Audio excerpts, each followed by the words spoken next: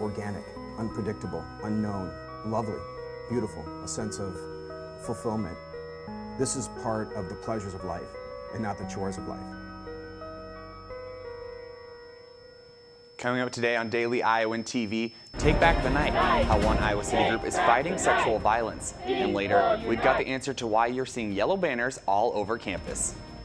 Find out how Iowa baseball and softball did in last night's games. And we also sit down with one Iowa football player with hopes of the draft. Lots of rain expected in the next few days. Find out more in weather. All that and more coming up. You're watching Daily Iowan TV.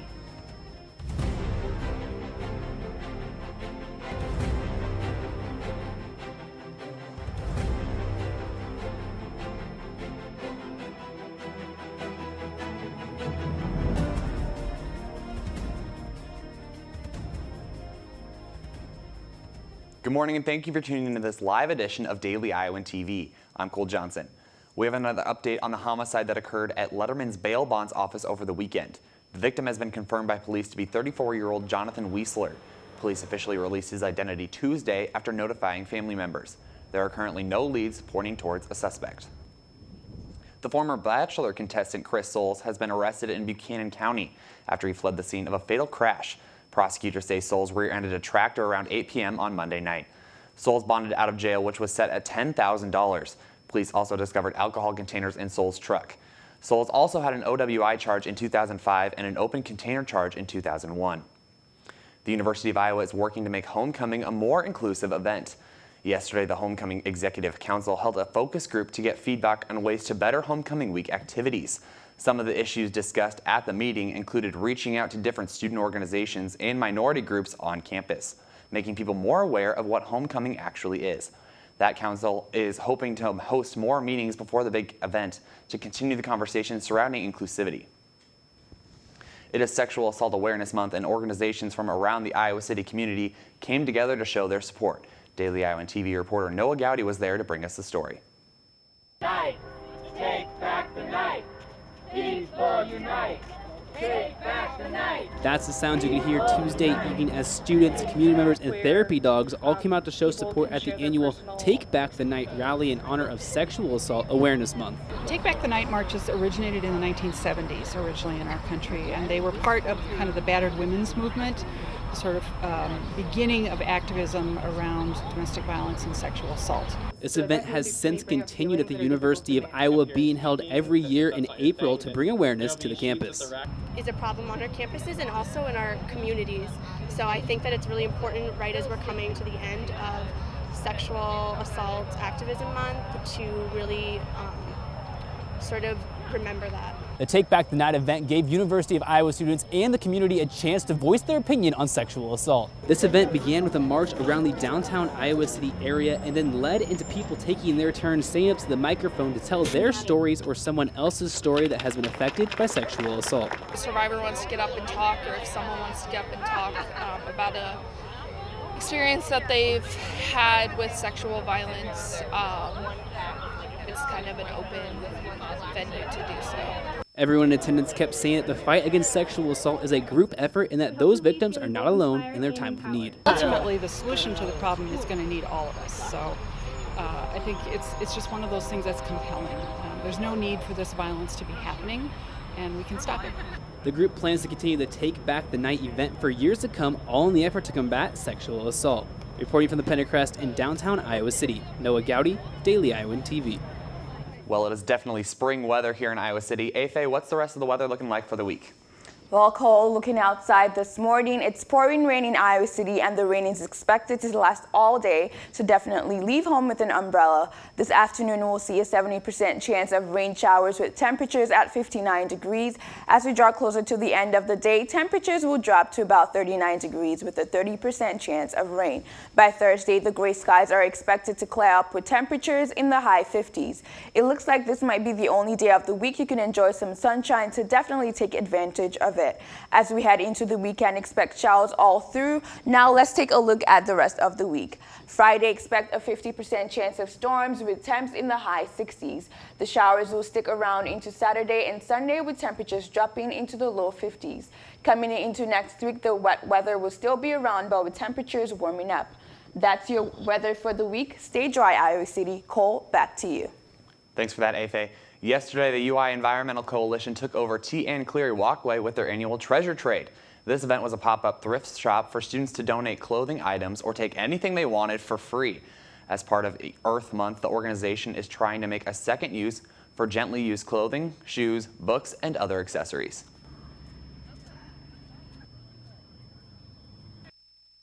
So we put out donation bins in the residence halls and at the Office of Sustainability, the IMU, at the beginning of April and collect donations. And then at the end of April, we bring it out on clothing racks and tables for everybody who's passing by to have. All leftover items donated to the treasure trade were donated to a local thrift store. To learn more about the UI Environmental Coalition, you can find them on Facebook.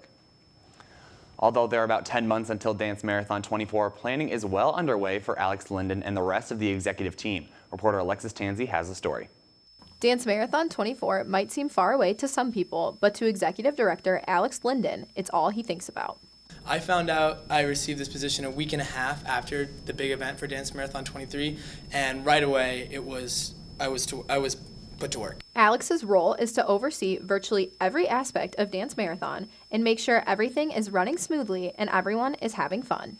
And then I've been meeting a lot of officials at the university. I've met with President Harold, I've met with the president of the UI Foundation, Lynette Marshall, I've met with people from CMN and the hospital, just making sure that we are starting off the year on a good note, making sure that we know each other, we are comfortable with speaking with each other, and really trying to understand what philanthropy on campus looks like. Serving on the hospital committee last year is what really drove Alex to take on the role of Executive Director.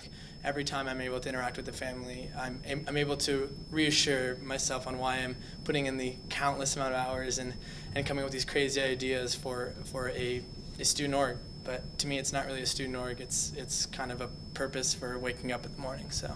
Shannon Myers, the executive chair for Dance Marathon 24, is excited to see what she and Alex and the rest of the executive team do by the big event in February. Their hearts are completely in it for the kids, so it's been fantastic to see what they've already thought of, and it's only April. Dance Marathon 24 is going to be a very successful, exciting. I can promise you that this year is going to be one to remember. This has been Alexis Tansey reporting from the Iowa Memorial Union with Daily Iowan TV. This past weekend, Iowa baseball and softball, I heard, did pretty well. Jacob, do you have more on that? Thanks, Cole. Yeah, you're right. Iowa baseball and softball had some much-needed wins yesterday. The Hawkeyes baseball team looked to bounce back from their series loss against Rutgers this past weekend. Lucy Rodin has more. Iowa switched up their lineup last night when they took on the Milwaukee Panthers to help fill the gap left by injured left fielder Chris Whalen. The game ended in dramatic fashion with Iowa winning 4-3 off a walk-off hit in the ninth. The hitting rotation was not the only adjustment Iowa made for their midweek game. On the mound, Iowa had 6 different pitchers see action, with a notably strong performance from Drake Robeson. After Sunday, I had to take a look in the mirror and really see what I wanted to be as a pitcher. And so I came out with a lot more confidence and a lot better attitude today. You know, he didn't have a great outing, obviously, on Sunday. He only threw 25 pitches, so he was fresh tonight and able to go a couple. It was exactly what we needed in the situation we were in, so really happy that our pitcher stepped up for us today.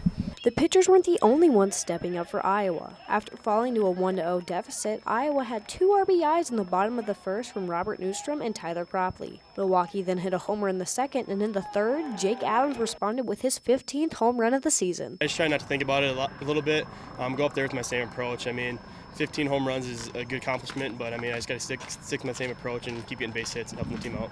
The Panthers scored a run in the 7th, tying the game. In the bottom of the 9th, a walk, hit by pitch, and bunt loaded the bases for the Hawks, and a single by Mason McCoy secured the victory. And we've been struggling here recently. We've been on a little bit of a skid these last 5 games, pitching and offensively, but you know, it was good to grind one out and give us a little confidence back. The Hawkeyes will look to build off this momentum when they take on Penn State this weekend. Reporting from Dwayne Banks Field, this has been Lucy Rodin for Daily Iowan TV Sports. Head coach Rick Heller said he is hopeful that Chris Whalen will play in their series against Penn State this weekend. The Iowa softball team was also able to bounce back against Western Illinois after losing to Minnesota last weekend. The Hawkeyes got off to a fast start yesterday night, scoring all of their runs in the first inning. Freshman catcher Devin Cantu helped the Hawkeyes get the win. Cantu was able to hit a double, knocking in 2 runners and giving Iowa an early advantage. Junior Cheyenne Pratt, one of the Hawkeyes that scored on the hit, talks about how important it is to score runs early. Oh, it's very crucial. It's awesome, and it gives you a good feeling starting off the game too, especially going back into defense the second inning, and you're just like, oh, well, back to back, we'll score some more runs after this. After securing a 3-0 lead in the first inning, Iowa's defense took over from there. Senior Shayla Starkenberg only allowed 2 hits and 1 run on the night. Starkenberg compliments the defense for leading them to victory. Like I said, the defense behind me was just doing a great job. It made it for me to be easy on the mound, just pitching some nice pitches for them to get easy ground balls. She wasn't trying to do too much. She let her defense play, had good pitches, forced them to swing at her good pitches, and we don't put people on for free and we make them work for it. That's a little easier to play, and that 3 spot definitely helped. But she's got to continue to sharpen her tools heading into Ohio State, and it was nice to get her out on the mound and they kind of regroup after this weekend in Minnesota. The Hawkeyes will head to Columbus to take on Ohio State April 28th at 5 p.m. to begin a 3-game series. Reporting from Bob Pearl Field, this has been Zachary Lohman with Daily Iowan TV Sports.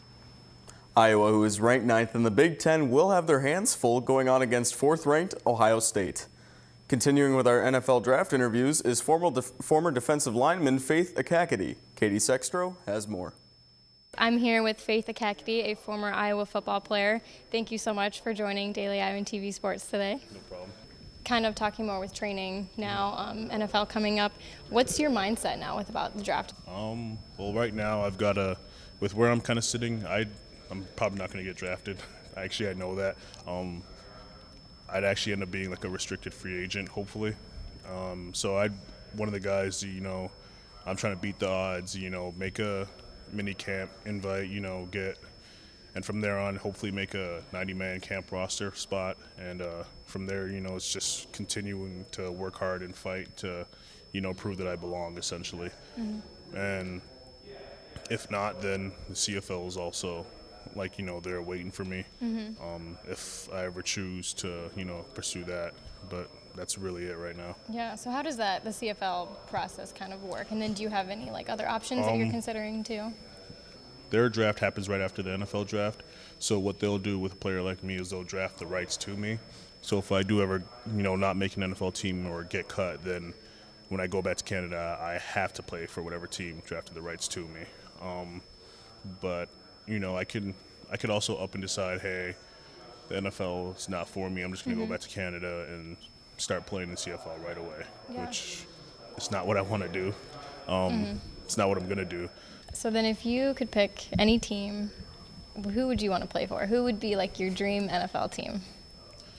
I don't know. I'll play for whoever, but I'm a fan of the Packers. Okay. I'm not, a huge NFL fan. I don't watch too many games, but we have a lot of ex-Hawkeyes on their team. Mm-hmm. And so, wherever they've got a lot of Hawks, it's probably not a bad idea for me to want to be there also. Thank you so much for sitting down with me, and then good luck with everything here with the draft coming up. Thank you.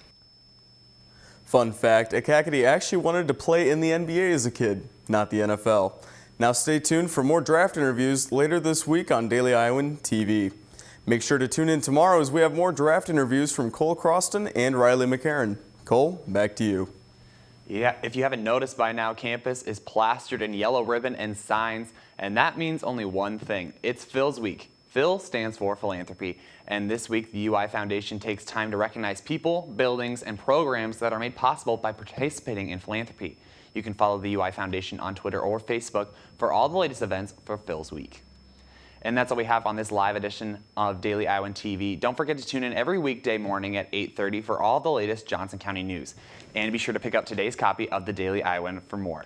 From all of us here at Daily Iowan TV, thank you for watching and have a great day, Iowa City.